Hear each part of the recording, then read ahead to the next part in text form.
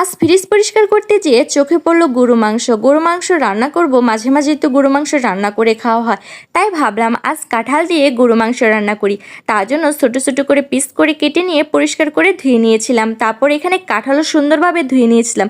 শুধু কাঁঠাল দিয়ে তো আর খাওয়া যাবে না, তার জন্য কিছু মাছ বের করে নিয়েছিলাম ভাজি করার জন্য। দু রকমের মাছ নিয়েছিলাম। বাটা দেখলাম কিছু অল্প ছিল, তাই ভাবলাম এই মাছের সাথে বাটা মাছও ভাজি করে নিই। মাছগুলো সুন্দর মুচমুচে করে ভাজি করে নিয়েছিলাম। তারপরে কাঁঠালের জন্য তেল, পেস্ট কুচি, তারপরে কাঁচামরিচ দিয়ে এখন নেড়েচেড়ে নেব। সাথে গরম মশলা দিয়ে দিলাম। তারপরে নেড়েচেড়ে এখন নিচ্ছি। তারপরে দিয়ে দিচ্ছি কাঁচা জিরা। আমার কাছে তরকারিতে কাঁচা জিরা খেতে কিন্তু ভালো লাগে। এখন নেড়েচেড়ে ভাজি করে নেওয়ার পর পেঁয়াজ যাতে না পুড়ে যায় দিয়ে দিলাম পানি। পানি দেওয়ার পর দিয়ে দিলাম রসুন বাটা, আদা বাটা, স্বাদ মতো লবণ, গুঁড়া মরিচ, হলুদের গুঁড়া, ধনিয়া গুঁড়া, জিরার গুঁড়া, সবগুলো দিয়ে এখন মশলা ভালোভাবে কষিয়ে নিব। মশলা দেওয়া হোক, এ ফাঁকে আপনাদের সাথে কিছু কথা বলি।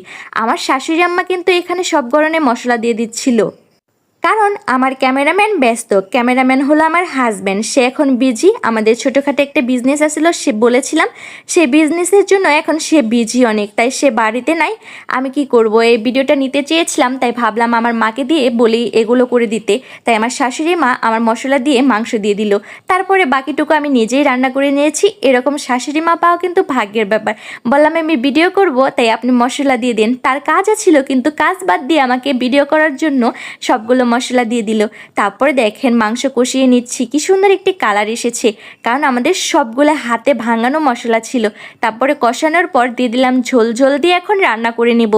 এই তো মাংস দেখেন সুন্দরভাবে রান্না করা শেষ। এখন একটু ঝোল অবস্থায় আছে, সেই অবস্থায় আমি কাঁঠাল দিয়ে দিব, কারণ এই ঝোল দিয়ে কাঁঠাল আমি ভালো করে কষিয়ে নিব, যাতে মশলা কাঁঠালের ভিতরে ঢুকে।